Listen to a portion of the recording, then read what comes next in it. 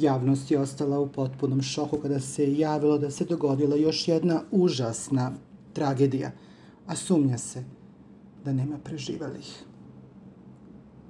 Let Air India 171 srušio se svega 5 minuta nakon poletanja. Zvaničan broj žrtava još uvek nije poznat.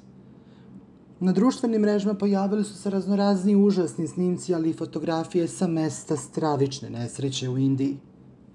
Aviokompanija Air India, koji je saobraćao na liniji Ahmedabad-London, srušio se nedaleko od aerodroma samo 5 minuta nakon što je i avion poleteo.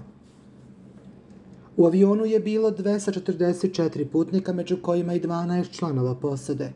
Zvaničan broj žrtava još uvek nije saopšten, a strahuje se da ima i veliki broj poginulih. Na mrežama su se ubrzo pojavili snimci gustog dima, a to je apsolutno potreslo čitavu javnost. Nažalost, nakon i poziva, veza s avionom više nije bila uspostavljena. Posada ubrzo je uputila Mayday poziv kontroli letenja. Tragediju je zvanično potvrdio i predsjednik Tata grupe, koji je vlasnik kompanije Air India.